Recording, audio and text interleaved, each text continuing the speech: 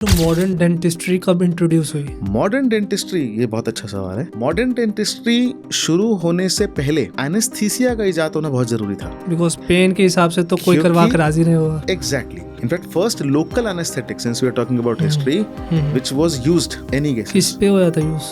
The first local anaesthetic that was used, it was cocaine.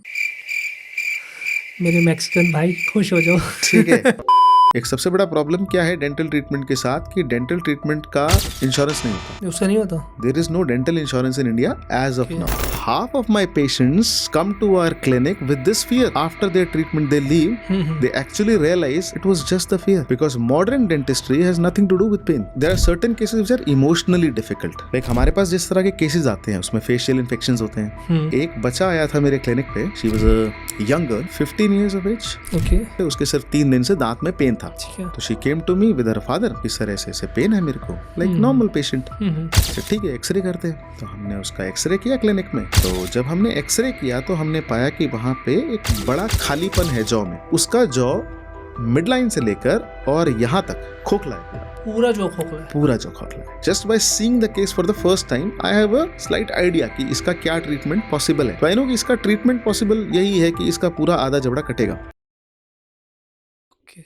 Try to visit your dentist every 6 months to 1 year, just for a scaling purpose. उससे क्या होगा, छोटी छोटी चीजें भी पकड़ में आ जाती हैं। Cigarette smoking can cause cancer. कि अगर आपके मुंह में कोई अल्सर है, कोई छाला है और आपने नॉर्मल दवाई लगाई और वो ठीक नहीं हो रहा है, तो आप कहीं जाके दिखाओ उसको। अगर कोई भी छाला 3 महीने से ऊपर मुंह में है, the chances of it being an actual cancer are very high.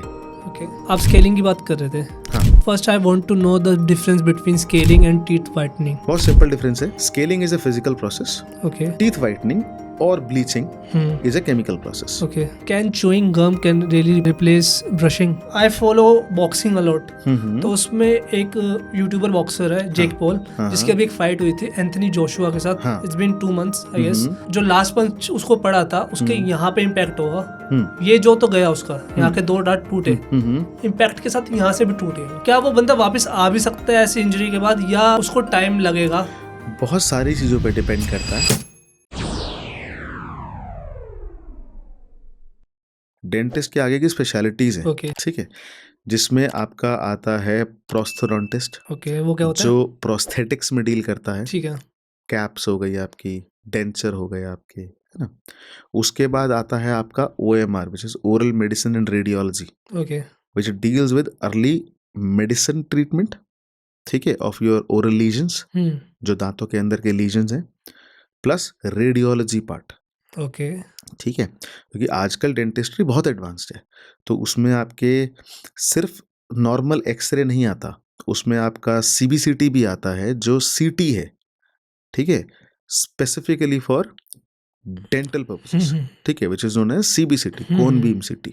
ठीक है, तो उसको रीड करना, रीड करके उसकी मेजरमेंट्स लेना, ठीक है, उसका सारा डिटेल लिखना और उसके बेसिस पर डायग्नोसिस बनाना। ठीक है, so this is what oral medicine and radiology deals in. ठीक है, तो it's a complete different branch. ये 2 हो गई। तीसरी आती है आपकी periodontics, which deals with only childrens. ठीक है, from age till your teeth erupt, ठीक है, which is around 6 months of age till 14 years। तो वो चिल्ड्रन तक आ जाएगा सर? हाँ, चिल्ड्रंस मतलब जो दूध के दांत होते हैं, जिनको आप कहते हो मिल्क टीथ कहते हो, जिनको आप डेसिडुअस टीथ टेक्निकली उनको कहते हैं। ठीक है, up to mix dentition period, जिसमें आपके परमानेंट दांत आने शुरू होते हैं, ठीक है, which is around 8 to 12 years। ठीक है, उसको हम मिक्स डेंटिशन पीरियड कहते हैं, till up to almost till your milk teeth completely shed off, which happens approximately at the age of 14 years। ठीक है, तो तब तक वो जो पूरा, क्योंकि दूध के दांत एक अलग डिजाइन है उसका, बाय गॉड।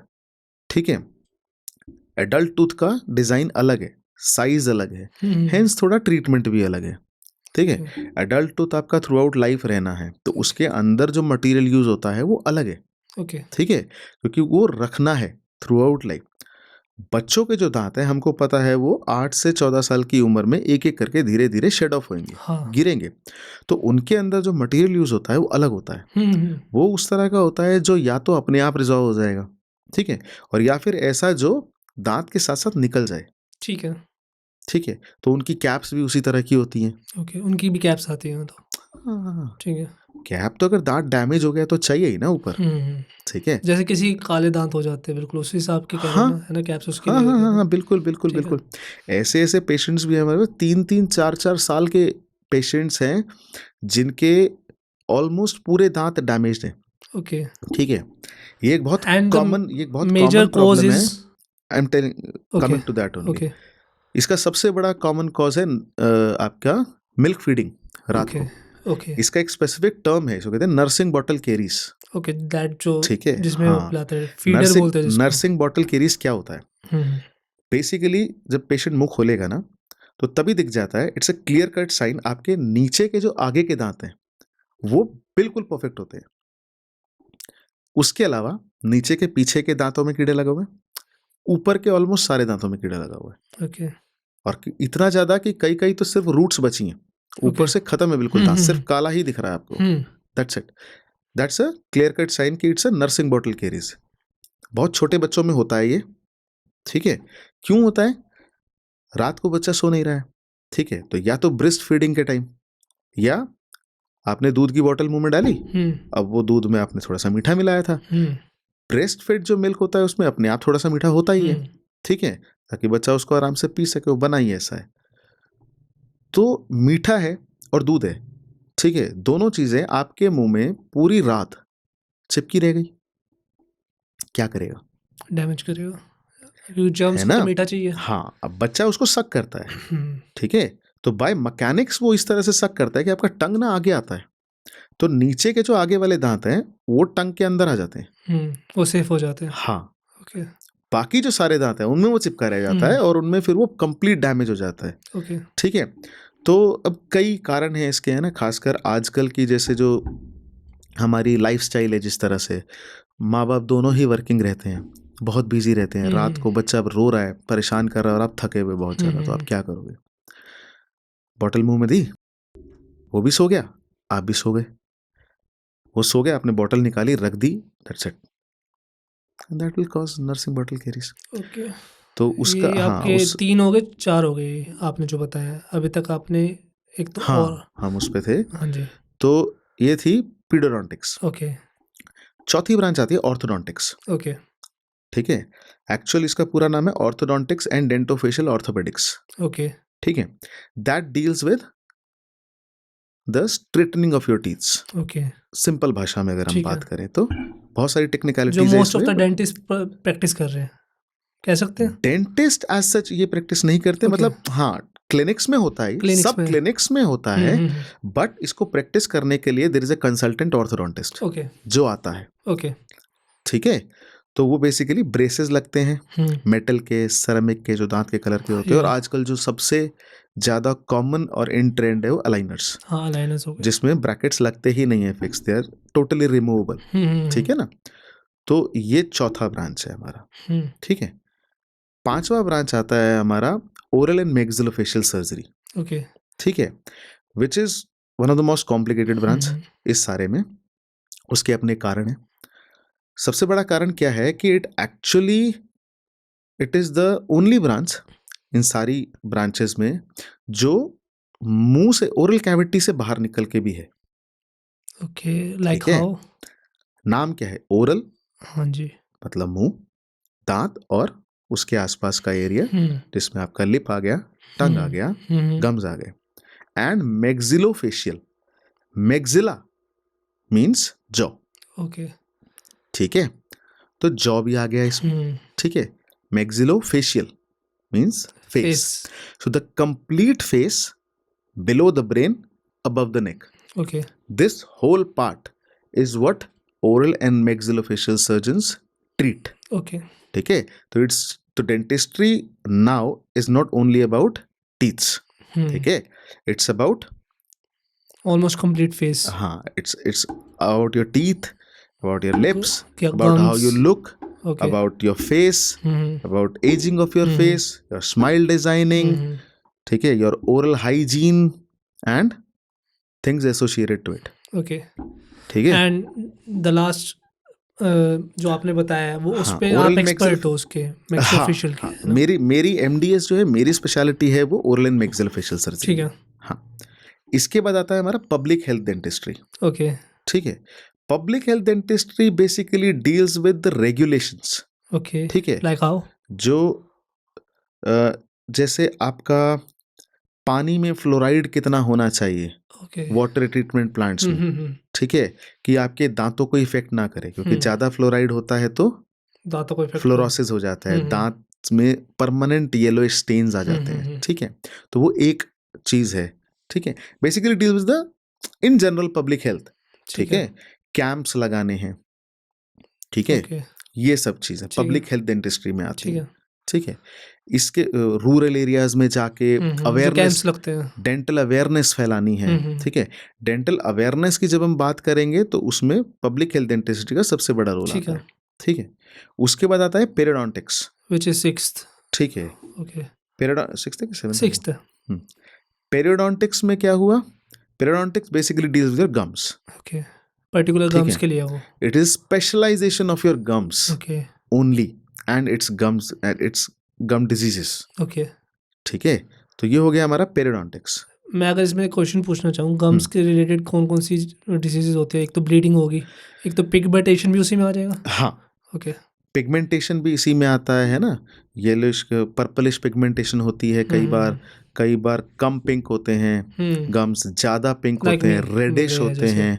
ब्लैक पिगमेंटेशन होती है, मिलेनिन पिगमेंट जिसको हम कहते हैं, जो आपकी स्किन में भी होती है. ठीक है.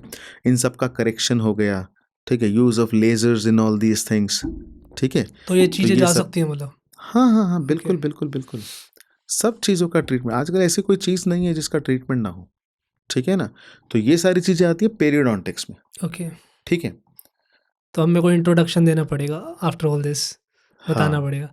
तो hey guys, welcome back to जाम विद जाम. आज मेरे साथ आए हैं doctor Rahul Malik.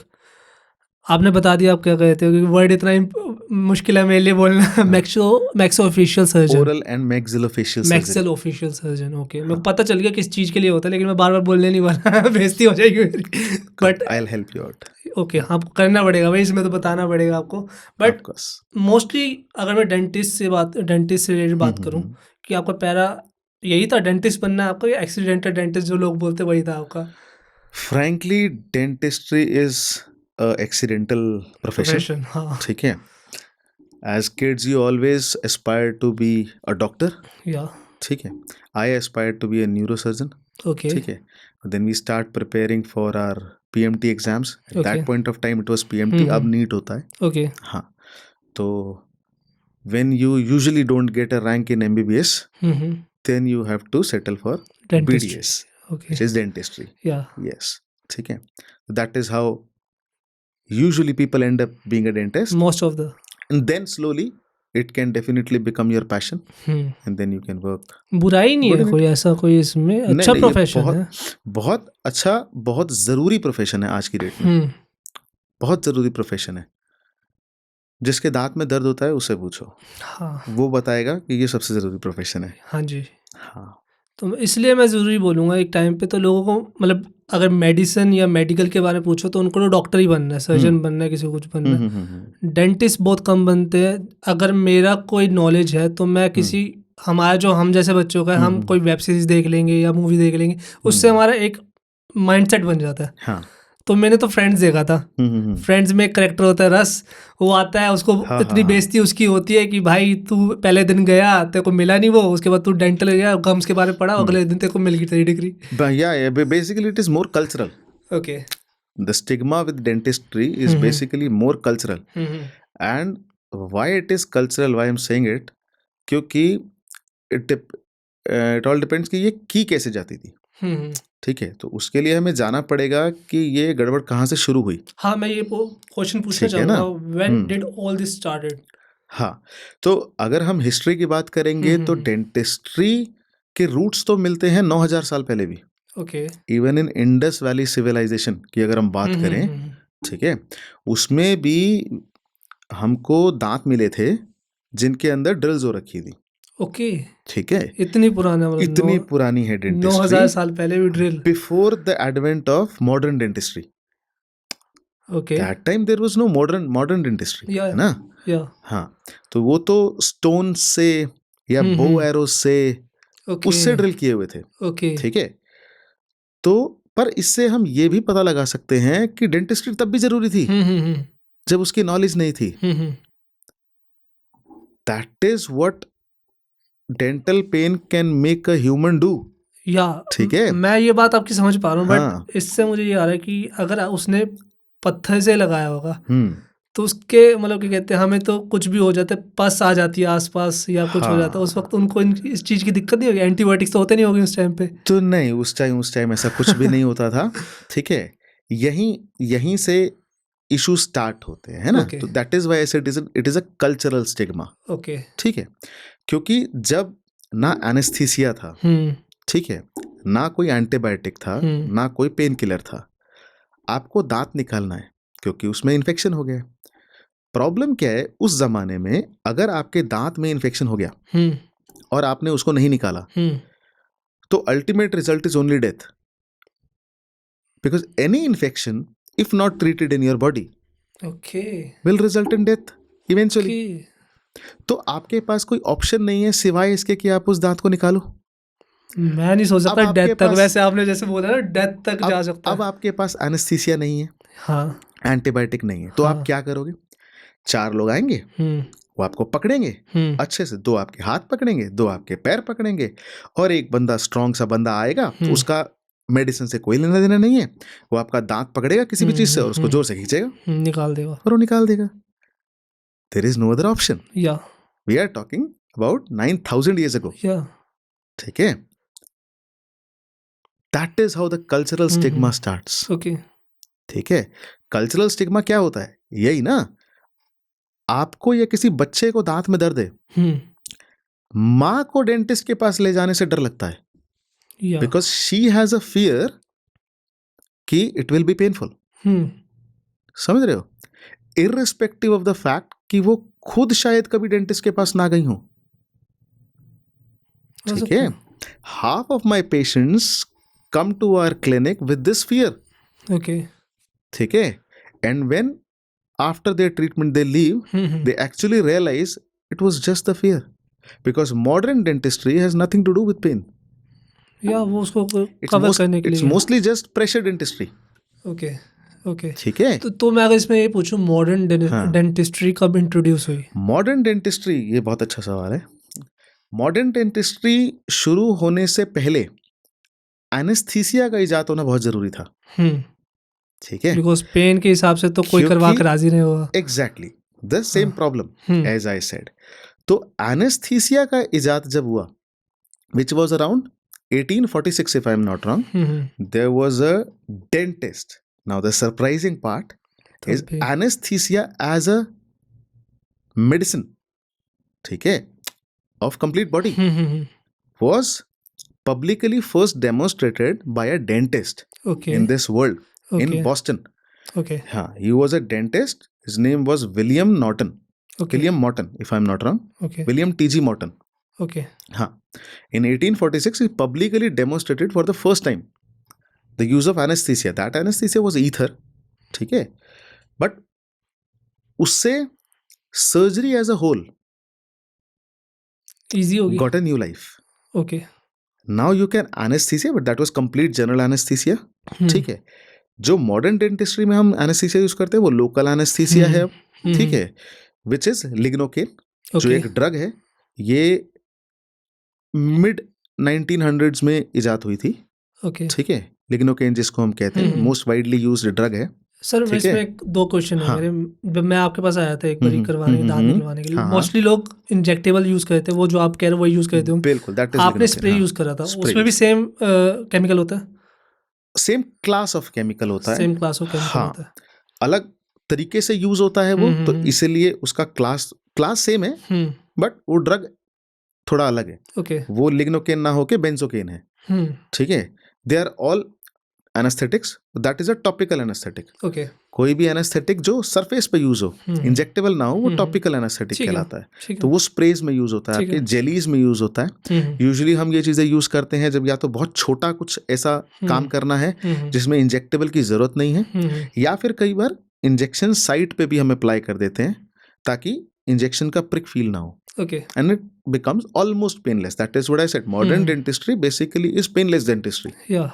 Be it even a tooth extraction or something as major as a wisdom tooth extraction.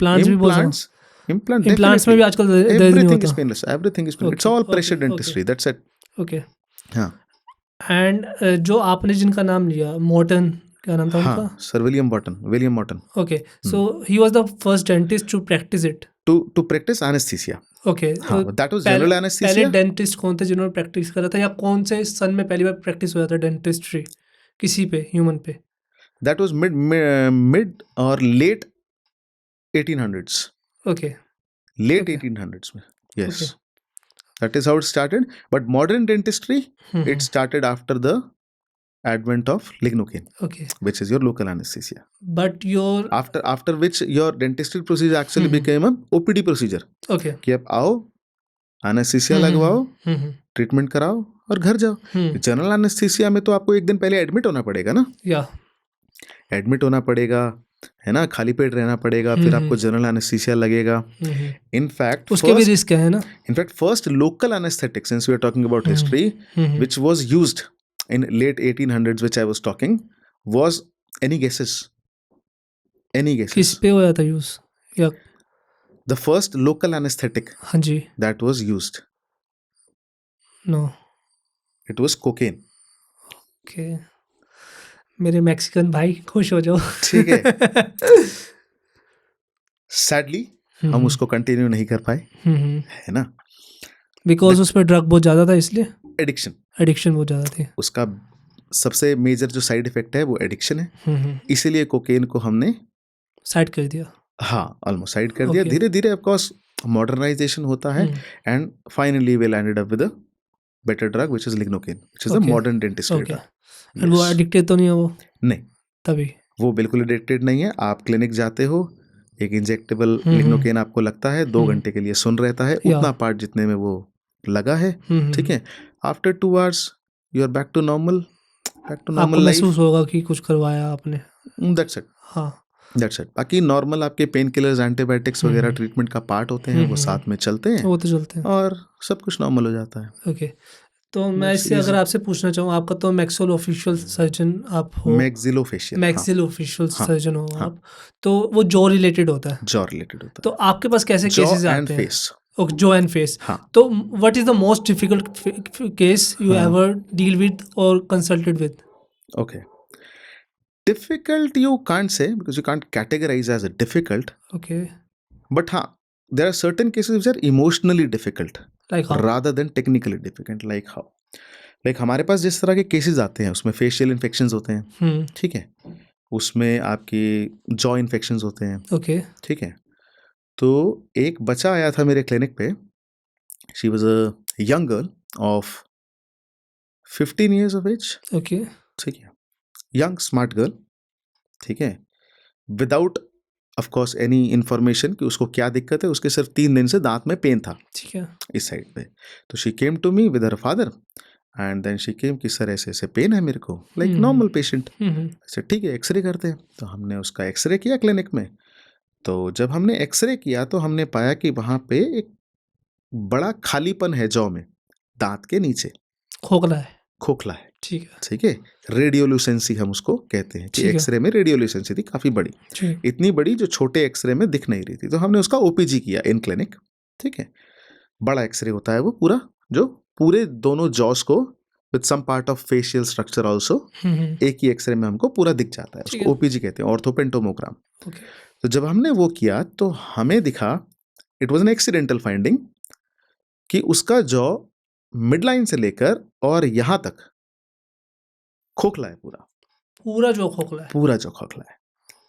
ये कोई बर्थ से लेकर कोई दिक्कत थी क्या इसको? कोई बर्थ से ठीक हो सकती है, बर्थ से यूजुअली नहीं होती, Okay. These are usually autoimmune, अपने आप शुरू होते हैं, Okay.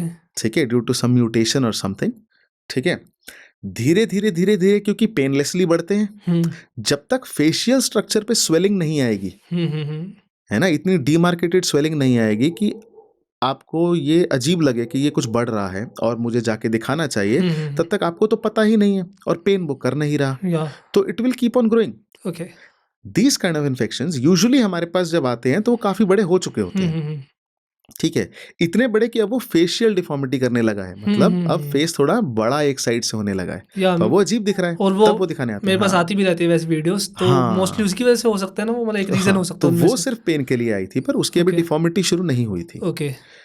तो हमने चेक किया कि उसका पूरा खोखला है, टेस्ट वगैरह किए उसके, हमने बायोप्सी करी तो it came out to be ameloblastoma which is a tumour. Okay, early tumour detect हो गया वो, ठीक है, अर्ली ट्यूमर हो गया ना, डिटेक्ट हो गया। अब वो इतना बड़ा है तो उसको अर्ली कैसे कहोगे? अच्छा, वो बड़ा हो चुका था, आपने कहा जल्दी आ गई वो मेरे पास, कि वो फेशियल पे सूजन नहीं है उसकी। हाँ, बस इतना ही पार्ट है ना कि सूजन नहीं है, पर अंदर से तो जबड़ा पूरा ही गल गया ना, बचा क्या? तो अंदर से being a surgeon, sir but मैं इसको कंटिन्यू आप करोगे, मैं इससे पहले ये पूछना चाहता हूँ उसका रीजन क्या हो सकता है, मेरे को 2-3 आंसर में अगर बता सकते हो आप। वजह हो सकती है 2-3। सबसे कॉमन रीजन ऑटो इम्यून ही होता है, अपने आप बढ़ते हैं ये। कुछ सेल्स होते हैं बॉडी में जिसकी म्यूटेशन हो जाती है किसी एनवायरमेंटल या जेनेटिक चेंजेस की वजह से, वो उस तरह से ग्रो करने लग जाते हैं, ठीक है, अनकंट्रोल्ड ग्रो करने लग जाते हैं, ठीक है, इसी को ट्यूमर कहते हैं नॉर्मल लैंग्वेज, है ना। हाँ, तो इस तरह का, तो ऐसे ट्यूमर होते हैं, सिस्ट भी होती हैं जो जॉज में, फेस में हो जाती हैं, जिनका हम इलाज करते हैं। तो इस तरह का एक ट्यूमर होता है जिसको अमीलोब्लास्टोमा कहते हैं। काफी एग्रेसिव ट्यूमर होता है वो, तो क्योंकि वो काफी एग्रेसिव था तो उसने ऑलमोस्ट पूरा जॉ गला दिया था, जैसे खोखला कर दिया था। तो being a surgeon, just by seeing the case for the first time, I have a slight idea कि इसका क्या ट्रीटमेंट पॉसिबल है। तो आई नो कि इसका ट्रीटमेंट पॉसिबल यही है कि इसका पूरा आधा जबड़ा कटेगा, ठीक है। Now she is a young female of 15 years, ठीक है, and has come with her father, and the problem is she has no idea कि वो किस प्रॉब्लम के साथ आई है। अब ऐसे पेशेंट को और उसके फादर को आप कैसे समझाओगे, है ना, ये समझाना, ठीक है, कि सर आप जिस दांत के पेन के लिए आए हो, एक्चुअल में वो प्रॉब्लम इतनी बड़ी है, ठीक है। These kind of cases are emotionally more difficult, ठीक है। ट्रीटमेंट डिफिकल्ट नहीं है अपने आप में, वो एक रेगुलर सर्जरी है, ठीक है, पर वो प्रोसेस, इमोशनल प्रोसेस थोड़ा सा कई बार डिफिकल्ट और शॉकिंग हो जाता है। ऐसे ही अभी मेरे पास एक और अभी एक चल ही रहा है एक और केस। बट सर इसका मैं अगर पूछूं आपसे कि इससे पहले जो उस लड़की का ट्रीटमेंट हो गया फिर उसके बाद? हाँ, ऑफ कोर्स वो ट्रीटमेंट हमने करा, फिर उसका पूरा आधा जबड़ा कटता है, आधा जबड़ा कट के फिर हमको वहाँ पे इतना बड़ा बोन पार्ट चाहिए टू स्टेबलाइज इट। कितना भी अच्छे से स्टेबलाइज कर ले हम, being a surgeon we try our level best, but we know कि उतना नेचुरल फेस का शेप वापस लाना is almost next to impossible, though we try our level best through different means.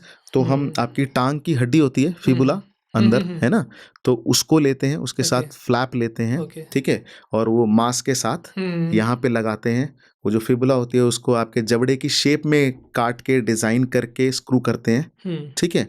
तो वो एक तरीका है, ठीक है, माइक्रोफ्लैप सर्जरी होती है। लिए psychological every part is difficult, not just psychological, even the financial part is difficult. These are not inexpensive surgeries, these cost you upwards of 5 lakhs in total, ठीक है। So just a random tooth pain, ठीक है, causing so much of emotional trauma and financial trauma, and again age, है ना, female, a lot of things matter, ठीक है। वो एक चीज ऐसे है कि उस पे पूरा फ्यूचर उसका डिसाइड हो। तो हाँ, तो हमें अब जब पहले बार वो एक्सरे देख के उसका फ्यूचर जब थोड़ा सा वो दिखता है ना कि हाँ, तो वो चीज़ है, but these are still curable. But then you get patients who come कि सर छाला हो गया मुंह में, ठीक नहीं हो रहा, एक बार चेक कर लो, ठीक है, और हम छाला चेक करते हैं और फिर हमें उसकी बायोप्सी करनी पड़ती है। हम बायोप्सी करते हैं और उसमें निकलता है squamous cell carcinoma, which is the most common tumour. Cancer. Okay, ठीक है, most common cancer in oral cavity. Tumour और कैंसर में क्या डिफरेंस होता है, अगर मैं थोड़ा सा पूछूं? ट्यूमर और कैंसर में क्या फर्क होता है यार?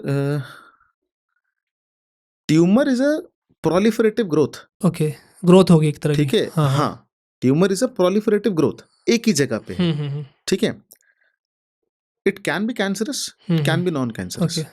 ठीक है, कैंसर एक लीजन है। ठीक है, अब वो दो तरह का होता है ना, बेनाइन और मेलिग्नेंट। ओके, ठीक है, तो जो बेनाइन है वो यूजुअली सेल्फ लिमिटिंग होता है। ओके, ठीक है, तो वो उतने एरिया में रहेगा, बढ़ेगा उसको, नहीं वो। हाँ, उसको ठीक करना आसान है। ठीक है, the moment it turns malignant, malignant का मतलब है वो फैल चुका है, कि वो फैल चुका है। हाँ, है ना? उस स्टेज पे there is not much you can do, doctors can do. okay, ठीक है, except of course we do a lot of chemotherapy, radiotherapy and all these things, but malignant tumors don't have good prognosis. okay, उनका prognosis इतना अच्छा नहीं होता है। okay, patients की as भी उतनी ज़्यादा फिर नहीं होती है, ऑफ कोर्स। ठीक है, बेनाइन ट्यूमर्स, इसलिए कैंसर्स अर्ली स्टेज पे डिटेक्ट करना बहुत ज़रूरी है। तभी हम बार बार कहते हैं कि oral screening is very important. ठीक है, try to visit your dentist every 6 months to 1 year, just for a scaling purpose, है ना, सफाई कराने के लिए नॉर्मल। उससे क्या होगा, छोटी छोटी चीज़ें भी पकड़ में आ जाती हैं, और ऑफ कोर्स ये बड़ी चीज़ें भी पकड़ में आ जाती हैं। खासकर अगर आपको पता है कि you have some debilitating habit, like आप टबैको च्यूअर हो, है ना, आप पान खाते हो या आप सिगरेट पीते हो। ठीक है, ये सब चीज़ें हैं, है ना, उन सब के ऊपर लिखा है ना, cigarette smoking can cause cancer, ना, tobacco chewing can cause cancer. सरकार ने लिख के दिया है, कोई कारण है जो लिख के दिया है। ठीक है ना, तो अगर आप ऐसी कोई भी हैबिट आपको है, वैसे नहीं होनी चाहिए, छोड़ दो तो बेस्ट है। ठीक है, है नहीं। हाँ, नहीं मतलब आपके लिए नहीं कह रहा हूँ मैं, जनरल बता रहा हूँ मैं, जनरल अवेयरनेस। ठीक है, लेकिन अगर है भी, ठीक है, then try to visit your dentist as regularly as possible. Okay. Because these things can develop without you noticing it at an early stage. क्योंकि हमें जब तक पता चलेगा वो, फिर मतलब वो बिगड़ चुका है काम। हाँ, okay. तो it's mostly to do with awareness. Okay. ठीक है, बहुत नेग्लेक्ट करते हैं लोग। ठीक है, छाला होता है मुंह में, एक सिंपल सेइंग है हमारी डेंटिस्ट्री में, जो ये आप बता रहे थे, वो छाले वाला पेशेंट आया जिसको पता चला कैंसर है वो, है ना, हाँ, कि अगर आपके मुंह में कोई अल्सर है, कोई छाला है, और आपने नॉर्मल दवाई लगाई और वो ठीक नहीं हो रहा है, तो आप कहीं जाके दिखाओ उसको, छोड़ मत दो। ठीक है, इग्नोरेंस वोंट ट्रीट इट। ठीक है, अगर कोई भी छाला 3 महीने से ऊपर मुंह में है, the chances of it being an actual cancer are very high. Okay, ठीक है, तो try to get it detected as soon as possible. जितना छोटा रहेगा ट्रीटमेंट उतना आसान रहेगा, डैमेज उतना कम होगा। ओके, ठीक है, हाँ, ना हो तो बेटर है, हो गया है तो इलाज जरूरी है। ओके, ये बात है। आप स्केलिंग की बात कर रहे थे। हाँ, first I want to know the difference between scaling and teeth whitening. Okay, बहुत सिंपल डिफरेंस है। ठीक है, scaling is a physical process. Okay, teeth whitening और ब्लीचिंग, ब्लीचिंग भी कहते हैं हम उसको, is a chemical process. Okay, scaling में हम कोई केमिकल्स नहीं यूज करते हैं। Okay, it is just cleaning of your teeth, cleaning and washing of your teeth and gums. Okay, ठीक है, तो जो भी ऊपर जमा हुआ है, स्टेन्स हैं, है ना, प्लाक है, कैलकुलस है, वो सब हट जाएगा। ओके, ठीक है, और आपके दांत जैसे थे, जिस शेड के थे, वैसे वापस हो जाएंगे। ठीक है, ठीक है, जो ऊपर स्टेनिंग वगैरह है, अगर कोई सिगरेट स्टेनिंग है या कुछ भी ऐसा है, तो वो सब हट जाएगा। ओके, ब्लीचिंग और teeth whitening is a different ball game. Okay, ठीक है, उसमें आपके दांत नेचुरली थोड़े पीले हैं या हो गए हैं किसी कारण से। ठीक है, और आपको उसे वाइट कराना है। ओके, ठीक है, तो आपको ब्लीचिंग की जरूरत है। ठीक है, तो फिर ब्लीचिंग एजेंट्स आते हैं जो इन क्लिनिक यूज होते हैं, एट होम भी होते हैं कुछ, but they are not much effective. ठीक है, इन क्लिनिक जो यूज होते हैं they are mostly very effective. ठीक है, तो वो हम यूज़ करते हैं टीथ्स के ऊपर, ब्लीचिंग एजेंट्स लगाते हैं which are usually hydrogen peroxide, okay, ठीक है, और कार्बामाइड पेरोक्साइड। इस तरह के ब्लीचिंग एजेंट्स हम यूज़ करते हैं अलग अलग कंसनट्रेशंस में, डिपेंडिंग ऑन कितने वाइट करने हैं हमको दांत को। अप्रॉक्स 1 से 1.5 घंटे का प्रोसेस होता है पूरा, ठीक है, जो क्लिनिक का अपॉइंटमेंट होता है, और आपके दांत कुछ शेड वाइट हो जाते हैं, ठीक है। Of course to a realistic expectation it's like a facial, a cosmetic surgery, a cosmetic treatment I would say, okay, not a surgery. हाँ, it's not a surgery, it's a cosmetic treatment, ठीक है, जैसे एक facial है, ठीक है। तो आप जाके ये तो नहीं बोल सकते सलून में कि मेरा फेशियल कर दो और मेरे को जॉन अब्राहम बना दो, या मुझे कैटरीना कैफ बना दो। आपका टोन वो हल्का सा वाइट कर सकता है, उसमें यही होगा। हाँ, है ना, वो पॉसिबल नहीं है, ठीक है। एक रियलिस्टिक एक्सपेक्टेशन के साथ शेड्स लाइट हो सकती हैं दांतों की, हाँ। ओके, एक तरह वही वो हो गया टीथ जैसे वाइट अब नहीं हमारे लोग कहते हैं अपना स्किन रूटीन अच्छा रखा, स्किन केयर रूटीन अच्छा रखा करो आप। हाँ हाँ, उसमें आप यूज़ करो नायासिनामाइड, XYZ, बहुत सारी चीज़ें बिल्कुल आती है। बिल्कुल बिल्कुल। आप यूज़ करते रहोगे तो आपकी स्किन का कलर टोन अच्छा रहेगा। वैसे ही आप एक कह रहे हो कि ये जो ट्रीटमेंट है हर 6 महीने बाद अगर आप करवाते रहोगे तो एक नॉर्मल आपकी हेल्थ भी अच्छी रहेगी और कलर भी अच्छा रहेगा दांतों का। स्केलिंग, यस, ओके, हर 6 महीने बाद कराना चाहिए। ओरल प्रोफाइलैक्सिस जिसको हम मैं कहते स्केलिंग की हैं, बात करूँ 6 महीने बाद। हाँ, स्केलिंग या ओरल प्रोफाइलैक्सिस हर 6 महीने बाद आपको कराना चाहिए। टेक ठीक है। It as a mandatory thing, ठीक है। ठीक है। ये 2 चीज़ें आपको मैंडेटरी रखनी चाहिए और अपनी इनका लाइफ में। अगर मैं कॉस्ट पूछ सकता हूँ आपसे दोनों का, अप्रॉक्स क्लिनिक टू एक क्लिनिक, आइडिया है मेरे को, अगर किसी को मटेरियल टू करवा। मटेरियल, एक्सपीरियंस ऑफ डॉक्टर, बहुत चीज़ों पे कॉस्ट वैरी करता है, ठीक है। ठीक है। Scaling would anywhere cost you I think between 2000 to 5000, okay, depending on your condition, depending on your teeth overall hygiene. आपने कितनी लास्ट टाइम कब कराई थी, उस पर बहुत डिपेंड करता है कि आप जिंदगी में पहली बार स्केलिंग कराने आए हो, ठीक पर है। इससे मेरे को 2 सवाल थे मेरे, जो हाँ, मेरे मन में थे, जो मैं चाहता था आपसे पूछना। हाँ, लोगों हाँ, को ऐसा लगता है अगर आप स्केलिंग करवाते हो, जिसको वो टीथ वाइटनिंग ही समझते हैं मोस्टली लोग, ओके, उनको ऐसा लगता है आपके दांत हिल जाते हैं उसकी वजह से। हाँ, ये है, मिथ है एक तरह की। बहुत अच्छा सवाल है। स्केलिंग से दांत लूज नहीं होते हैं, ओके, ठीक है, अ वेरी सिंपल स्टेटमेंट, ठीक है। तो ये मिथ कहाँ से आया, ठीक है। बड़े बुजुर्गों की से आएगा, मैं ये तो ये कहूँगा। मिथ उन पेशेंट से आया जो एक्चुअल में ह्यूमन नेचर है कि कुछ भी हो सकता है दुनिया में सिवाय हमारी गलती के। ये तो सही। समझे मेरी बात? कैसे? एक पेशेंट है नॉर्मल, उसके दांतों में बहुत ज्यादा कैलकुलस प्लाक जमा हुआ है, बहुत ज्यादा गंद जमा हुआ है, नॉर्मल आप मान लो, कभी जिंदगी में स्केलिंग नहीं कराई, ठीक है। अभी दांतों में थोड़ा दर्द होने लगा है, तो डेंटिस्ट के पास गए कि सर ऐसे ऐसे दर्द है। तो डेंटिस्ट ने कहा बहुत ज्यादा जमा हुआ है, तो इन्फेक्शन है पूरा, पायरिया लग गया है, इसकी स्केलिंग कराओ। स्केलिंग में क्या होगा? स्केलिंग में जो भी गंद जमा हुआ है वो सब हटेगा।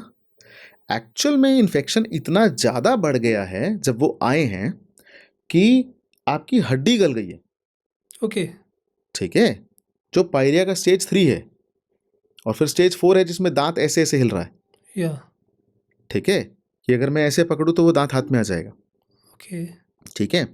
आपका दांत बोन में है, एंगेज है अच्छे से। अगर बोन गलता जाएगा, जो पायरिया में होता है, अगर आप दांत साफ ना कराओ तो क्या होगा? दांत की पकड़ कमजोर हो जाएगी, पर वहां गंद फंसा हुआ है बहुत ज्यादा, तो अभी वो हिल नहीं रहा है, बहुत हल्का हिल रहा है, और हम दिल को दिलासा दे रहे हैं कि हमारे दांत बिल्कुल ठीक है, ठीक है, ज्यादा प्रॉब्लम नहीं है। हाँ, अब आप डेंटिस्ट के पास गए, उसने सारा साफ किया तो क्या हुआ? वो जो गंद का सपोर्ट था वो हट गया, and suddenly your teeth starts dangling. या क्यों? बिकॉज वो गंद की वजह से वो टिका पड़ा था, लेकिन अब वो जो हट गया उसकी वजह से उसमें जान तो है नहीं, हाँ, तो तो गेनिंग हो रहा है। अब हम इसको क्या बोलेंगे कि स्केलिंग से दांत लूज हो गया कि आपके या जो पहले दांत लूज था, लेकिन वो गंद ठीक ने है, उसको पकड़ रखा था। हाँ। तो फिर सवाल ये उठता है, क्या उस गंद को ना हटाएं? तो हटाना है पड़ेगा ना, गंद को नहीं हटाएंगे तो इन्फेक्शन है ना, इन्फेक्शन तो बढ़ता रहेगा। वो इतना भी तो इसलिए बढ़ा क्योंकि ऊपर छोटा सा हटाया नहीं था, और वो छोटा इसलिए आया क्योंकि हर 6 महीने स्केलिंग कराई नहीं थी, ठीक है। तो कहानी सारी वहीं आ जाती है कि दुनिया में सबकी गलती हो सकती है सिवाय मेरे, है ना। तो मेरा ओरल हाइजीन खराब है, उसमें मेरी ही गलती नहीं है, बस डेंटिस्ट की उसकी हो सकती है, मिठाई वाले की भी हो सकती है, सबकी हो सकती है, सबकी हो सकती है। ओके। हाँ, सिवाय मेरे। तो that is from where this myth comes कि स्केलिंग कराने से दांत लूज हो जाते हैं। फिर वो क्या करते हैं ना, वो ऐसा अपने तक नहीं रखते हैं इसको, ठीक है। अब घर वालों को रीजनिंग भी तो देनी है ना कि दांत क्यों लूज हो गए। स्केलिंग कराने गया था, दांत लूज हो गए, बस डॉक्टर राहुल मलिक के पास गए थे। किसी के पास भी randomly. Okay. Every dentist has these kind of patients, हाँ, ठीक है, कि जब मैं दांत रिसर्च कर लूज रहा दिए था सर आया था आपने ये मेरे। क्वेश्चन, सबसे ज्यादा यही आया था लोगों के पास आया। तो इस तरह से दांत लूज हो एंड जाते कमेंट हैं। सेक्शन में लोग लिखते हैं ये सब अगर चीजें। तो अगर इसका सिंपल जवाब ये है कि अगर आप हर 6 महीने से 1 साल में प्रॉपरली अपनी टीथ क्लीनिंग कराओ, ओरल स्कैनिंग कराओ, कोई दांत लूज नहीं होंगे, ना दांतों में कीड़ा लगेगा, हमें बहुत नुकसान होगा बट चलेगा, ठीक है, पर चले। हमें पता है कि पेशेंट्स नहीं मानते हैं। लेकिन सर लैक ऑफ नॉलेज भी कह सकते हैं, क्योंकि मैंने अपनी दादी की बात कर लो, you can call it lack of awareness. जहां तक दादी की जब आप बात कर रहे हो, वो जनरेशन अलग है। मैं क्योंकि पूरी जनरेशन से आके बात कर सकता हूँ, जितना मैंने ऑब्जर्व करा है। मेरे दादी के दांत जब हमने देखे थे, it's like a 2 teeth only left, exactly at that time. हाँ, हमारे घर पे अवेयरनेस नहीं थी उस चीज के लिए। दोनों बातें हैं, अवेयरनेस नहीं थी, अवेलेबिलिटी भी नहीं। हाँ, उस टाइम में नहीं था, ठीक है। मेरी बुआ है जो, उनके साथ सेम चीज हुई। अब जब वो उस एज में आ रही है तो वो चीज होगी, लेकिन अब थोड़ा अवेयरनेस है तो थोड़ा कम है। एग्जैक्टली हाँ, थोड़ा कम है। अब हमारी एज के लोग हैं, क्योंकि अब हम थोड़ा बहुत अफोर्ड कर सकते हैं इन सब चीज़ों में, क्योंकि उस टाइम पे लोग अफोर्ड भी नहीं कर सकते थे और अवेलेबल भी नहीं था ना तब। इतने डेंटिस्ट नहीं होते थे, इतने डेंटल कॉलेजेस नहीं होते थे जो इतने डेंटिस्ट को ट्रेन कर पाए, ठीक है।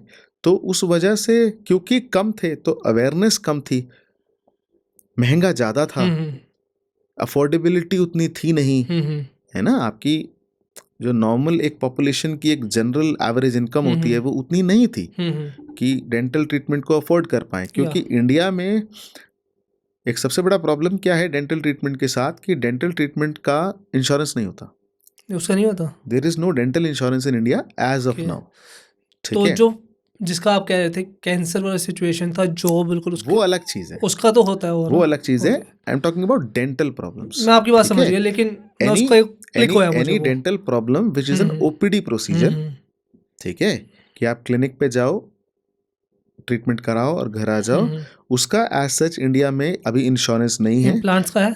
नहीं है, बिल्कुल भी नहीं है। कुछ कंपनीज हैं इंश्योरेंस की जो एक छोटा डेंटल कवर जरूर दे देती हैं आपको to a certain limit, but वो कैप्ड है कि साल में 10,000 या साल में 15,000 या साल में 20,000 का कोई भी ओपीडी प्रोसीजर इंक्लूडिंग डेंटल और समथिंग लाइक दैट या कंसल्टेशंस आप कवर कर सकते हो उसमें, but only that much amount does not cover the complete treatment. Sir इसका ना होना क्या वजह हो सकती है, क्योंकि नहीं है इसका कोई इंश्योरेंस, गवर्नमेंट रेगुलेशंस? क्योंकि मैंने हेयर ट्रांसप्लांट का सुना कि उसका मिल जाता है, लेकिन इसका नहीं। हेयर ट्रांसप्लांट का नहीं मिलता। जहाँ तक मेरी नॉलेज है, hair transplant is a cosmetic procedures, okay, है ना। कॉस्मेटिक प्रोसीजर्स के इंश्योरेंस नहीं होते हैं। ओके, ठीक है। मैंने तो एक मूवीज के थ्रू मेरे को इसका आइडिया, क्योंकि वो थी मूवी हो सकता है उड़ता चमन, उसमें बोला था कि अगर आप इतना आप एक बार चेक कर लेना, जहाँ तक मेरी इंफॉर्मेशन है, हम कर सकते हैं, क्योंकि मैक्सिलोफेशियल सर्जरी में मेरी स्पेशलिटी में हेयर इम्प्लांट्स भी करते हैं। ओके, ठीक है, क्योंकि फेस का हो गया वो। हाँ ठीक है। तो वो खाली फेशियल तक का होता है क्या ऊपर के बाल के लिए भी होता है वो? नहीं, हेयर इम्प्लांट्स मीन्स पूरा। हाँ बिल्कुल, इसका भी हो सकता है आज के टाइम पे, तो इसका भी आ गया। क्योंकि उसके लिए अपने कराने पड़ेंगे, ठीक है। You can not wear a denture and convince a patient for implant, है ना। नहीं है, हेयर इम्प्लांट्स का नहीं है। अपने दांत सही होने चाहिए, मूवी बनाया करो तुम लोग, है ना। अपने दांत सही होने चाहिए, तभी आप दांतों के इलाज के लिए कन्विंस करोगे। सही बात है, बिल्कुल सही बात है। मेरा मन नहीं करता है हेयर इम्प्लांट्स कराने का, that is the only reason, ठीक है। तो that's one reason. And plus शादी हो चुकी है, अब किसको इंप्रेस करना है आपको? My area of interest and my specialties are slightly different because maxillofacial surgery as a whole is a very wide branch. अभी हम डिस्कस करेंगे तो मैं आपको बताऊंगा क्या क्या उसमें इंक्लूडेड होता है हमारे ट्रीटमेंट रेंज में। तो उसमें हेयर इम्प्लांट्स भी एक पार्ट है। एज अ एक्सपर्ट, है ना, as expert of a certain field, you can't be treating everything. ठीक है, तो आपको एक अपना फोटे चूज करना पड़ता है ना, कि ये आप की स्पेशलिटी है. ठीक है, and then you move ahead with that. But before we go into your specialty thing, 2-3 question है मेरे. Can chewing gum can really replace brushing? No. But लोग पूछते हैं ये क्वेश्चन. हाँ, तो गलत पूछते हैं. ठीक है, तो उसकी वजह क्या हो सकती है? क्योंकि बिकॉज आज के टाइम में च्युइंग गम ऐसी आ रही है जो कहते हैं कि they are two totally different procedures. ठीक है, च्युइंग गम क्या करता है? ठीक है, च्युइंग गम आपके फेशियल मसल्स को टोन कर सकता है to a certain extent. To a certain extent ऐसा कुछ. हाँ, ठीक है. क्या वो क्लीन कर सकता है? Not really. ठीक है, आपके ब्रश में ब्रिसल्स हैं, जब आप क्लीन करते हो प्रॉपरली, है ना, वो आपके गम्स और टीथ के एम्ब्रेसेस, दांतों के बीच में जाता है, उसको क्लीन करता है अच्छे से. Chewing gum can't do any of this. It is totally not a replacement. Okay, हाँ, ठीक है. साथ में मेरा एक क्वेश्चन था, आपने बीच में बोला कि स्मोकिंग टबैको उसमें लिखा होता है गुटखे में कि कैंसर हो सकता है. तो उससे मेरे को याद आया कि वेपिंग आजकल लोग बहुत करते हैं एंड कहते हैं वो सेफ है स्मोकिंग से. तो उससे भी तो कुछ ना कुछ डैमेज हो रहा होगा ना दांतों पे या कुछ. दिल की तसल्ली के लिए गालिब ये ख्याल बहुत अच्छा है. तो इतना ही कह सकते हैं. ओके, तो मतलब उससे भी डैमेज हो रहा है आपको? 100%. ओके, ज्यादा हो रहा है कम हो रहा है? Your oral tissues can not differentiate between the nicotine of your cigarette and nicotine from the vape. Okay. As simple as that. Okay. Nicotine तो nicotine है. Yeah. हाँ, तो जो डैमेज वो करेगा वही वो करेगा बस. सर काफ़ी लोगों के सिमेट्रिकल जो नहीं होते. कुछ तो मेरी जब लास्ट टाइम आपसे बात हुई थी आप कहते हैं वो जेनेटिकल भी हो सकता है और कुछ कभी कभी किसी के ऐसे भी कोई फ्रैक्चर से या किसी वजह से वो हो जाता है. तो मोस्टली अगर मैं जेनेटिकल की बात करूँ तो वो किस वजह से हो सकते हैं? वो क्या, जैसे कभी कभी आपने उस दिन कोई एग्जांपल भी दे रहे थे आप मुझे कि क्लेफ्ट लिप एंड पैलेट होता है या इंसेस्ट की वजह से आप कह रहे थे मोस्टली. हाँ, वो भी एक कारण है. ओके, ठीक है, डॉक्यूमेंटेड कारण है. ओके, वो क्या होता है यूजुअली, जो हम एसिमेट्री की बात कर रहे हैं ना, एसिमेट्री क्या होती है और कैसे होती है ना. एसिमेट्री होती है कि आपके फेस के दो साइड्स हैं वो सेम नहीं दिख रही. ठीक है, और there is a defect somewhere. जो एक बहुत कॉमन डिफेक्ट इसमें आता है वो क्लेफ्ट लिप एंड पैलेट आता है, जिसकी हम बात कर रहे थे कि आपका जब बच्चा पैदा होता है तो कटे हुए लिप के साथ पैदा होता है. That is a cleft lip. ठीक है, उसी का एडवांस एक्सटेंशन ये है कि साथ में जो आपका तालू है, जो पैलेट है, वो भी कटा हुआ होता है. बेसिकली होता ही नहीं है. ठीक है, तो आपका बेसिकली मुंह जो ओरल कैविटी है और जो नेजल कैविटी है नाक की, उसके बीच का जो बैरियर है वो सिर्फ तालू है, सिर्फ पैलेट ही तो है बीच में, और कुछ तो नहीं है ना. तो वो पैलेट अगर बीच में से है ही नहीं तो बेसिकली नाक की कैविटी और मुंह की cavity is a single cavity. तो बच्चा पैदा ही इस डिफेक्ट के साथ हुआ है, तो वो खाना पीना कैसे खाएगा, दूध कैसे पिएगा, है ना, फॉर अ डाइट. तो that is basically cleft lip and palate. ठीक है, I've seen some cases. हाँ. I've seen some cases with not my friend, but बचपन में देखा था, मैं देखा है उनके दिख रहा है वो. हाँ, तो और मूवीज में भी देखे हैं मैंने. तो this is basically genetic predisposition जिसको आप कह रहे थे, है ना. कुछ certain population होता है, set of population, जिसमें ये genetic predisposition थोड़ी ज़्यादा होती है. ठीक है, खासकर उनके जैसे हमारे हिंदूज में क्या होती है, उसमें क्योंकि यूजुअल जो धारणा है सोशली हमारी वो ये है कि हम सेम फैमिली में शादी करना पसंद नहीं करते हैं, नहीं करते. ठीक है, उसका एक साइंटिफिक रीजन है कि दो अलग अलग फैमिलीज का जेनेटिक पूल अलग अलग है. ठीक है, तो हमारे जो जीन्स जिस तरह डेवलप होते हैं बच्चे के, उसमें माँ और बाप दोनों के जीन्स कंबाइन होते हैं. ठीक है, उसी को हम हेरिडिटरी कहते हैं. ठीक है, तो अगर एक जीन किसी में, मान लो क्लेफ्ट लिप का एक जीन है ना, और वो एक में रिसेसिव है और दूसरे में भी रिसेसिव है, तो ना माँ को क्लेफ्ट लिप है ना बाप को क्लेफ्ट लिप है, तो चांसेस है कि बच्चे को भी नहीं होगा. चांसेस बहुत कम है उसमें, रेयर चांसेस. ठीक है, पर वही अगर सेम फैमिली में जिन रिलीजन्स में शादी होती है, ठीक है, जैसे मुस्लिम पॉपुलेशंस में काफ़ी ज़्यादा ये प्रेवलेंस है कि सेम फैमिली में शादी करते हैं वो लोग। तो उसमें प्रॉब्लम क्या आती है, उसमें रिसेसिव जीन्स डोमिनेंट हो जाते हैं बच्चे में जाके, ठीक है। तो ये चांसेस बहुत ज़्यादा है कि ना माँ को कोई डिजीज़ है ना बाप को, बट उन दोनों के अंदर वो डिजीज़ का एक जीन था जो रिसेसिव फॉर्म में था, बच्चे में वो डोमिनेंट फॉर्म में आ गया, उसके चांसेस बहुत ज़्यादा हैं, ठीक है। इसीलिए उस तरह की सर्टेन पॉपुलेशन में क्लेफ्ट लिप पैलेट के केसेस नॉर्मली ज़्यादा देखे जाते हैं। क्योंकि मैं इसके बारे में रिसर्च कर रहा था तो मोस्टली मुझे आए थे पाकिस्तान, और उसका मेरे को कि इसमें ज़्यादा मिलते हैं केसेस। अगेन वो सर्टेन काइंड ऑफ पॉपुलेशन है ना, उनका एक जो सोशल, जो मैंने आपको बताया है ना, जिस तरह से उनकी शादी का जो सोशल पैटर्न है वो इस तरह का है, ठीक है, कि उसमें इन चीज़ों का होना और फिर उसका आगे प्रोपेगेट होना अगली जनरेशन में, उसकी टेंडेंसी बहुत ज़्यादा हो जाती है। ओके हाँ, तो इसलिए वहाँ पे इस तरह के इंसिडेंसेस ज़्यादा पाए जाते हैं बच्चों में। ओके, ये चीज़ है। तो सर जो इसकी सर्जरी होती है, हाँ, वो पेनफुल होती है? पेनफुल कोई सर्जरी नहीं होती है आजकल, हालांकि ये तो मेजर सर्जरीज में आता है क्लेफ्ट लिप एंड पैलेट की सर्जरीज, और ये इंडिया में बहुत अच्छे अच्छे सेंटर्स हैं, ठीक है। एक संस्था भी है स्माइल ट्रेन करके, इंटरनेशनल संस्था है, जिनके सेंटर्स होते हैं इंडिया में भी हैं, जो गरीबों के लिए भी इन चीज़ों का इलाज करते हैं, क्योंकि अदरवाइज बहुत कॉस्टली, प्लास्टिक सर्जरी कॉस्टली होती है इनकी, ठीक है। तो वहाँ पे इन सब के इलाज होते हैं, जनरल एनेस्थीसिया में होता है, बेहोशी में होता है, क्योंकि बच्चा है बहुत छोटा, उसका एलए में थोड़ी हो सकता है काम, लोकल एनेस्थीसिया में तो हो नहीं सकता, तो वो तो जनरल एनेस्थीसिया में सर्जरी होता है उसका। ओके, ऑफ कोर्स सर्जरी के बाद there are precautions and everything which we take. Recovery कितने टाइम में हो जाती है? टेक्स टाइम, मतलब नॉर्मल जो स्किन है आपकी वो 7 से 10 दिन के अंदर हील कर जाती है, ओके, ठीक है ना। क्लेफ्ट लिप एंड पैलेट की जहाँ तक बात है वो थोड़ी डिफरेंट है, क्योंकि वहाँ पे the defect is not just only soft tissue, है ना, सिर्फ ऊपर स्किन का डिफेक्ट नहीं है, वो अंदर बोन का भी डिफेक्ट है, ओके, है ना, बोन भी तो मिसिंग है। वो बोन सिर्फ तालू से मिसिंग नहीं है, वो बोन आपके जॉ से भी मिसिंग है ना, ऊपर के जॉ में भी वहाँ पे बोन नहीं है वो, तभी तो वो पूरा क्लेफ्ट है, ठीक है।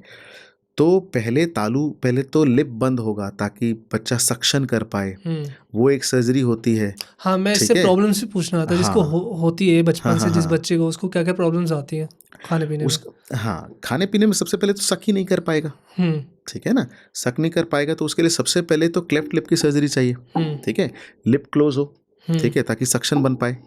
जब तक कहीं से भी ओपन है, वैक्यूम बनेगा नहीं तो सक्शन तो होगा नहीं, तो वो दूध कैसे पिएगा? सही बात है, ठीक है।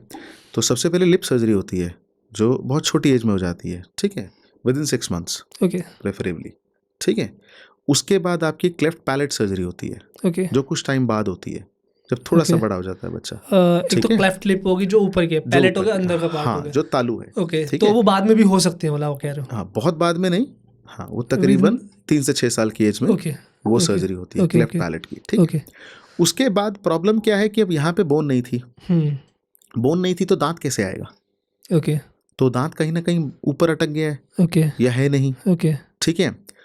अब थोड़ा सा जब जॉ डेवलप होने लगता है अराउंड 9-10 साल की एज में, अब आपको बोन चाहिए वहाँ पे, ताकि दांत नीचे आ पाए या वहाँ पे कुछ लगा पाए दांत, इम्प्लांट और समथिंग, ठीक है। उसके लिए फिर एक SABG सर्जरी होती है, ओके, ठीक है, बोन ग्राफ्टिंग सर्जरी होती है बेसिकली, ओके, तो 9-10 साल की एज में होती है, ठीक है। Now this thing also extends up to your face region, ठीक है, mostly to your nose, okay, ठीक है। तो आपका नाक जनरली, जो नाक का सेप्टम है ना, जो बीच में थोड़ा सा टिल्टेड होता है किसी भी एक जगह पे। आप कह रहे हो बहुत ऊपर तक जा सकती है, कहाँ तक वो रुक जाएगी? यूजुअली होता है, हाँ, ठीक है, मतलब कोई एक्सट्रीम केस आपको पड़ा हो, ये यूजुअली सिंड्रोमिक होते हैं, ठीक है ना, सिंड्रोम्स होते हैं ना हमारे, ठीक है ना, अलग अलग तरह के सिंड्रोम्स होते हैं, बहुत कॉमन, जैसे डाउन सिंड्रोम वगैरह होता है तो बहुत कॉमन है, ऐसे ही अलग अलग तरह के सिंड्रोम्स होते हैं जो बच्चे पैदा होते हैं सिंड्रोमिक, ठीक है, जिनके जेनेटिक एब्नॉर्मैलिटीज होती हैं अलग अलग, ठीक है। तो किसी का फेस टेढ़ा है, ऊपर से हेड बहुत बड़ा है ना, आगे से बड़ा है, पीछे से बड़ा है, टेढ़ा है, बहुत सारी चीजें होती हैं, तो उनकी फिर बाद में सर्जरीज चाहिए होती है। मैं ये पूछना चाहता हूँ, क्योंकि आपने बोला कि वो ऊपर तक जा सकता है, वो कहाँ पे जाके रुक जाएगा? कोई सबसे एक्सट्रीम केस आपने कहाँ पे पढ़ा या देखा हो कि यहाँ नाक तक ही रुक जाएगा, कि ऊपर रोज तक जा सकता है, मतलब वो गैप है? इट ऑल डिपेंड्स कि कितनी एक्सट्रीम कंडीशन है। केसेस ठीक गए है। एक्सट्रीम इतने? हाँ मतलब कॉमन है ना। हाँ हेड का शेप गड़बड़ होना ये भी होता है। ठीक है। ठीक है, सिंड्रोमिक पेशेंट्स में बहुत कॉमन होता है। ठीक है ना। तो नोज भी टेढ़ा होता है, तो उस केस में फिर 18-20 साल की उम्र में राइनोप्लास्टी करनी पड़ती है, विच इज़ नोज सर्जरी, उसको सीधा करने के लिए। तो सिंड्रोमिक पेशेंट्स का इलाज यूजुअली लंबा चलता है, इसीलिए क्योंकि प्रॉब्लम एक जगह नहीं है, वो सिंड्रोम ही इसीलिए है। What is a syndrome? Syndrome by definition collection of different issues है ना, तभी उसको सिंड्रोम कहते हैं। एक प्रॉब्लम है तो फिर वो अलग चीज़ है, वो तो एक ही छोटी चीज़। दोनों में डिफरेंस यही हो जाएगा, किसी को चोट लगी है उसका तो आप एक ही बार में ट्रीटमेंट कर सकते हो, लेकिन किसी को पैदा हुई उसी चीज़ के साथ है तो वो तो आपको अलग से बनानी पड़ रही है। वो फिर कॉम्प्लिकेटेड केसेस होते हैं। हाँ सर, बट अगर मैं इंजरीज की बात करूँ, आई फॉलो बॉक्सिंग अलॉट, तो उसमें एक यूट्यूबर बॉक्सर है जेक पॉल, जिसकी अभी एक फाइट हुई थी एंथनी जोशुआ के साथ। It's been 2 months I guess. तो जो लास्ट पंच उसको पड़ा था उसके यहाँ पे इम्पैक्ट हुआ, ये जो तो गया उसका यहाँ के 2 दांत टूटे, इम्पैक्ट के साथ यहाँ से भी टूटे। बिल्कुल हो जाता है, वो इम्पैक्ट से होता है। तो अब उसके स्क्रूज डले हैं, वो सबैटिकल्स पे है, वो अभी चल रहा है, उसका इलाज चल रहा है। वो कह रहा था मैं 6 हफ्ते में आ जाऊँ, 6 हफ्ते में, आज 10 हफ्तों में वापस आ जाऊँगा, बट अब कह रहा है 6 महीने तक लग जाएगा उसको। मेरा क्वेश्चन आपसे ये है कि जब ऐसी इंजरीज होती है और आपका प्रोफेशन ये है कि बाद में वहीं पे जगह पे लग भी सकती है आपको, क्या वो बंदा वापस आ भी सकता है ऐसी इंजरी के बाद, या क्या कहते हैं उसको टाइम लगेगा? बहुत सारी चीज़ों पे डिपेंड करता है। ठीक है, ऑफ कोर्स हीलिंग एक पार्ट है। मैं एक छोटा सा क्वेश्चन इसका अगर मैं आपसे बोलना चाहूँ तो इसमें ये बोलना चाहूँगा, can Jake Paul fight again? Yes definitely, okay, why not, okay, he can. Okay, ठीक है, but can I show you the video of that punch? Definitely. मैं आपको वो दिखा देता हूँ, पहले तो उसकी इंजरी दिखा देता हूँ मैं आपको। This is the injury.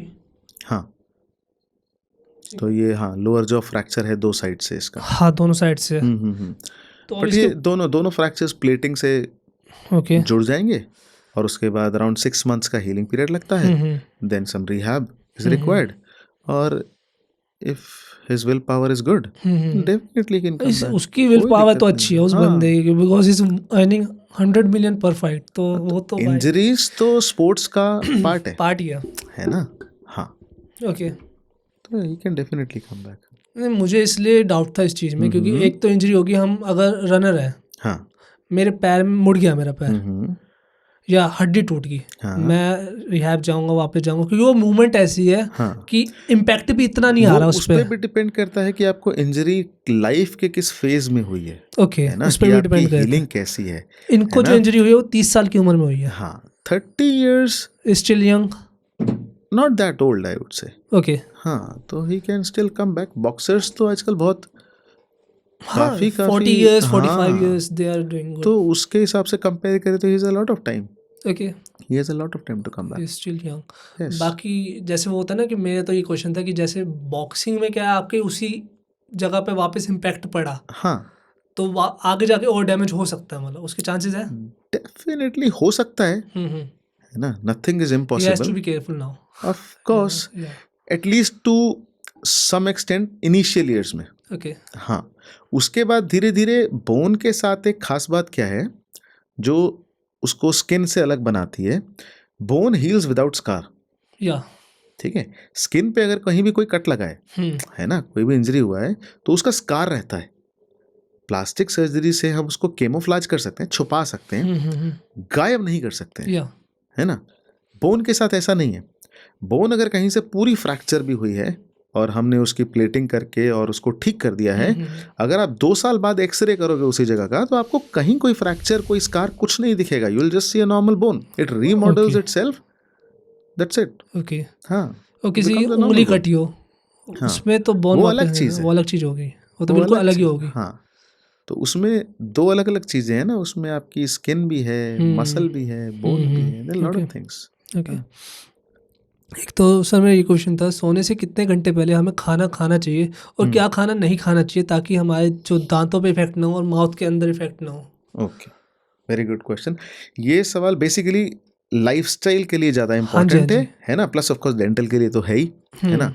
Good dental habit बोल लो आपको, जो नॉर्मल अच्छे लाइफस्टाइल के लिए सोने से 2 घंटा पहले आपको खाना नहीं खाना चाहिए, ओके ठीक है, just for a general body health, that's one thing. जहाँ तक डेंटल हेल्थ का सवाल है, ओरल हाइजीन का सवाल है, पहली बात तो आपको रात को कुछ भी ऐसा नहीं खाना है जो स्टिकी हो, ओके, ठीक है, लाइक समथिंग मीठा या स्वीट्स बोल दो या बिस्किट्स, ब्रेड्स, कुछ भी ऐसा जो दांत पे चिपके।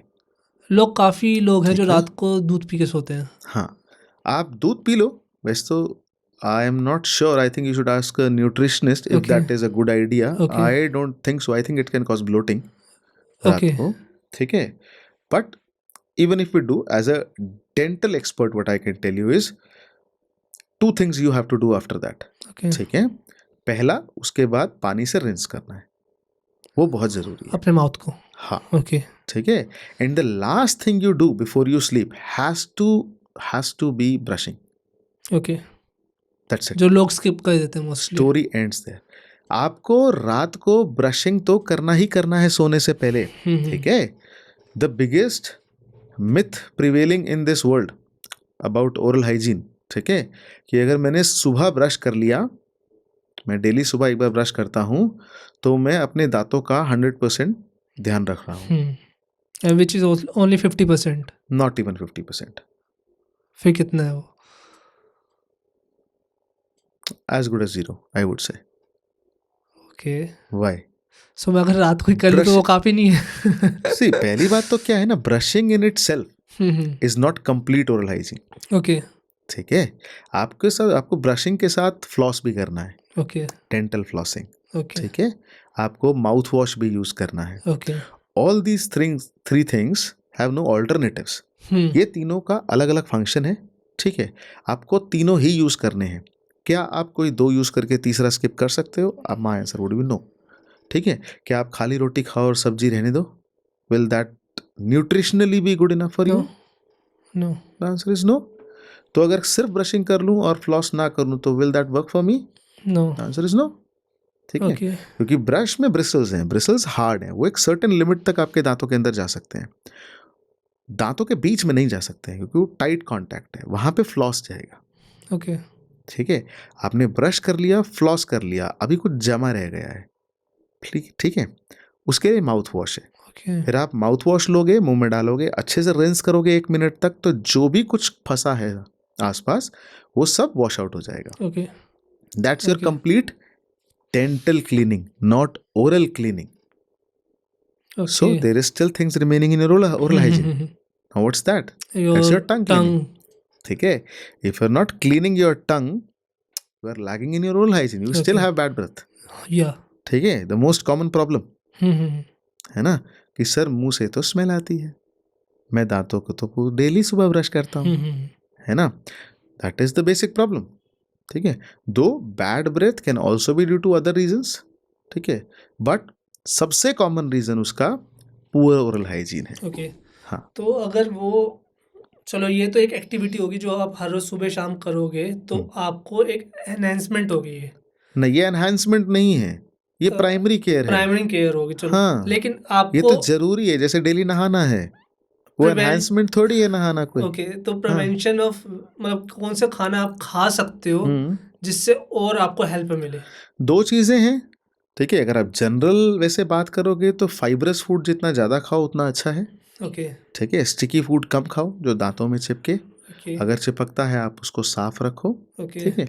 The gist of the matter is, अगर आप ओरल हाइजीन, जो मैंने प्राइमरी ओरल केयर की बात करी, अगर आप उसको अच्छे से मेंटेन रखते हो, more or less you should be fine. Other than that, one dental visit every 6 months, that is a must. ठीक है. That is what I tell every patient of mine. हर 6 महीने में एक डेंटल विजिट और हर साल में एक फुल बॉडी चेकअप, ठीक है, बहुत ज़रूरी है। ओके, हाँ, जो आपको बड़ी प्रॉब्लम से बचा सकता है, ठीक है ना। हर साल में एक बार फुल बॉडी चेकअप कराओगे, ठीक है, और थोड़ा सा बीपी बढ़ा हुआ मिलेगा तो वहीं पे दवाई से इलाज हो जाएगा, ठीक है। हाँ, तो हार्ट सर्जरी का पैसा नहीं जोड़ना पड़ेगा, सही बात है, बाद में नहीं पछताना पड़ेगा उस चीज़ के लिए, ठीक है। सही बात है आपकी। आप उसको रेगुलरली मेंटेन करके रखो, थोड़ा थोड़ा प्रॉब्लम आ रहा है उसको ठीक करते रहो साथ में, सही बात है। ठीक है, the biggest problem in India is, ठीक है, with their awareness in general, I would से, not just dental, of course it is more in dental, ठीक है, कि मैं डॉक्टर के पास जाऊंगा या मैं डेंटिस्ट के पास जाऊंगा और वो मेरी 4 बीमारियां निकाल देगा। इन लोगों के तो मन में यही तो करने यही है तो कि जाना है, दवाई बढ़ाता रहेगा, ये करता रहेगा, उनके दिमाग में है ये यही करने तो जाना है ना। कि आपको पता हो बीमारी क्या है आपके साथ। वो अगर आपको बीमारी बता रहा है, अगर आप डेंटिस्ट के पास गए स्केलिंग कराने और वो आपको बोल रहा है कि यहाँ पे तो कीड़ा लगा हुआ है, तो ये तो अच्छी बात हुई ना कि छोटा सा कीड़ा लगा और आपको तभी पता चल गया। अगर आप उसको इग्नोर करोगे सिर्फ ये सोच के कि मैं जाऊंगा और डेंटिस्ट कहेगा कीड़ा लगा हुआ है, जाना तो आपको अल्टीमेटली पड़ेगा ही। आप 2 साल बाद जाओगे जब दर्द होगा, तब डेंटिस्ट आपको कहेगा कि इसमें तो नर्व में इन्फेक्शन है दांत में, अब आपको आरसीटी कराना है और कैप कराना है। खर्चा कितना है? अब खर्चा 10-20 हज़ार रुपये है। तो जो काम 2,000 रुपये में हो जाता, उसको आपने 15-20 हज़ार बना लिया। ठीक है, आप उसको भी इग्नोर कर दो, दर्द ही तो है, लौंग रख के ठीक कर लेंगे। आधा इंडिया ऐसे ही चल रहा है लौंग पे, है ना? लौंग इलायची हमारे लिए बहुत अच्छा है। क्यों?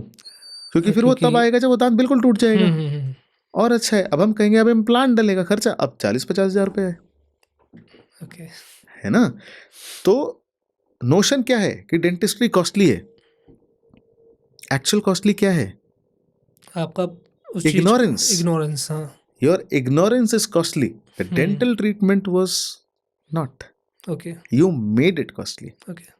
ठीक है। सो अगर मैं प्रॉब्लम्स की बात करूं सर, तो इसमें मेरा तो एक क्वेश्चन ये भी था कि जब हम ब्रश करते हैं गम्स में से ब्लीडिंग होती है, वो नॉर्मल है क्या है, मतलब किस वजह से हो रही हो? वेल, 2 चीजें हैं। गम्स में ब्लीडिंग प्रेवलेंट है, कॉमन है? यस। नॉर्मल है? Definitely no. है ना? आपके ब्रशिंग में अगर गम्स में ब्लीडिंग हो रहा है, जब आप स्पिट कर रहे हो तो उसमें ब्लड आ रहा है, दैट मीन्स आपके मसूड़ों में इन्फ्लेमेशन है, सूजे हुए हैं वो। Simple. That means they need cleaning. Simple.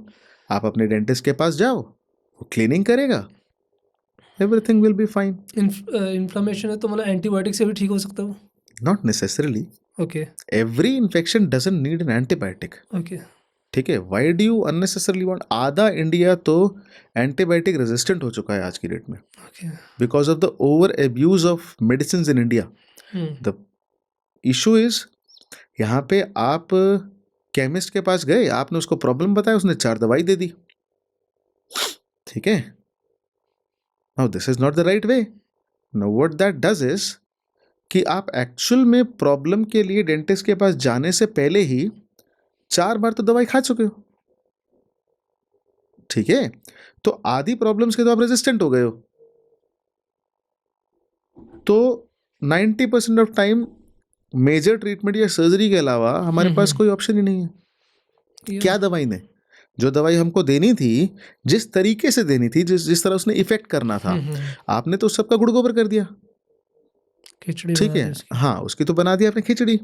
ठीक है, तो अब हमारे पास बचा गया सर्जरी। तो हमारे पास सर्जरी बचा। हाँ, ठीक है, तो ये कहानी है। बाकी मेरा ये था, विजडम टूथ हो गया हमारा। हाँ। उसको रिमूव करना जरूरी होता है कि वो रखा भी रह सकता है आपके दांत, मतलब माउथ में? पहले तो विजडम टूथ होता क्या है ना? विजडम टूथ हमारा 3rd मोलर है। ठीक है, चारों तरफ।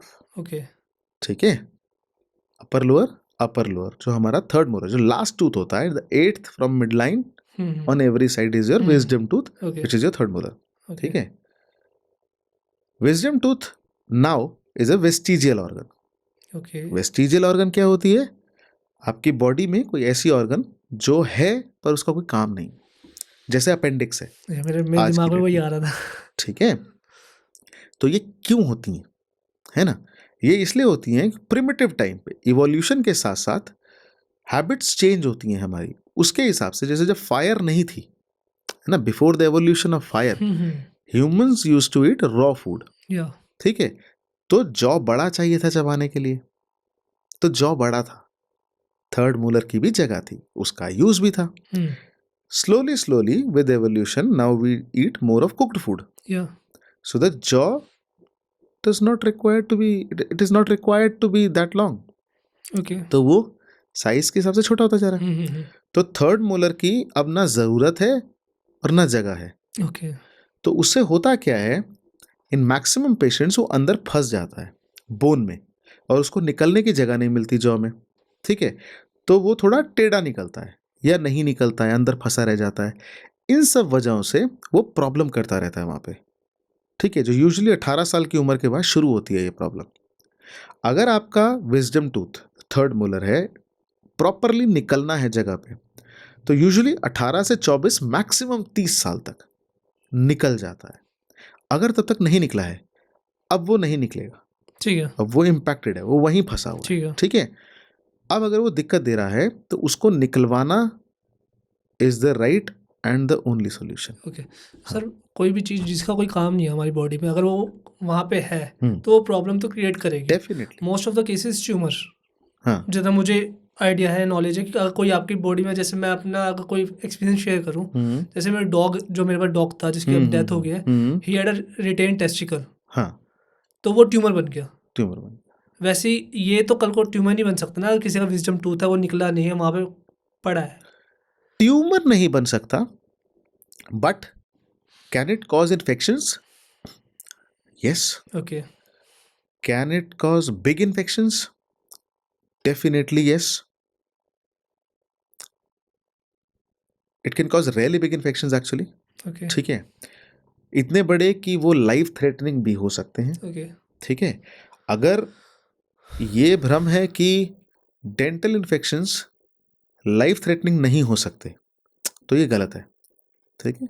आपका इन्फेक्शन होता है, वो छोटा सा होता है, पर वो स्पेस में चला जाता है, मसल्स के अंदर स्पेस में चला जाता है। एक बार वो स्पेस में चला गया और उसने स्पेसेस को क्रॉस करना, हमारे बॉडी के अंदर मसल्स के अंदर स्पेसेस हैं अलग अलग, ठीक है।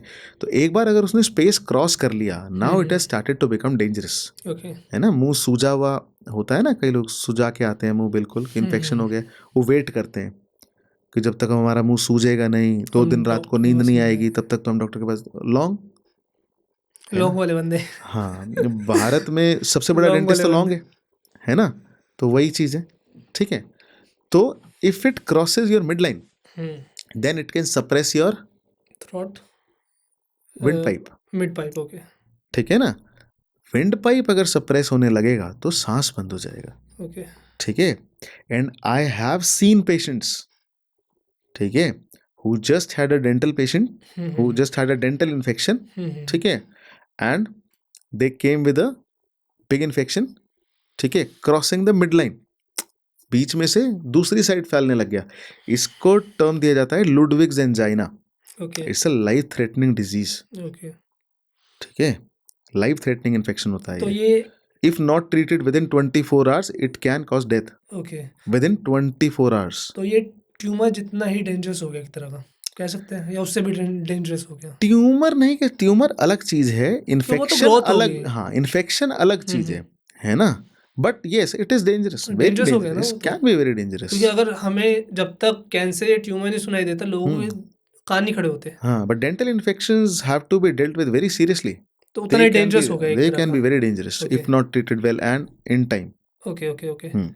साथ में व्हाट्स द बिगेस्ट मिथ और थिंग पीपल फॉलो जो आगे जाके बहुत बड़ा डेंटल प्रॉब्लम बन सकता है उनके लिए?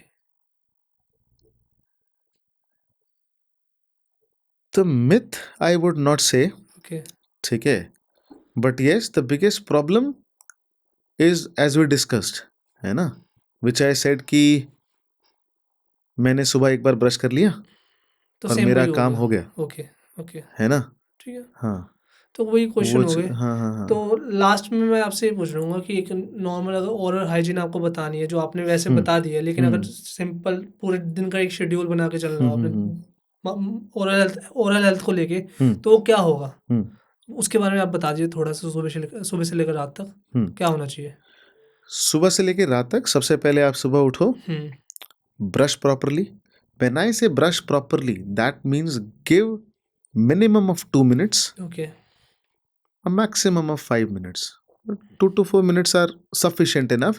अगर आप 2 से कम मिनट्स दे रहे हैं ब्रशिंग को, मतलब आप बहुत जल्दबाजी कर रहे हैं और उसका उतना इफेक्ट नहीं होगा। ओके।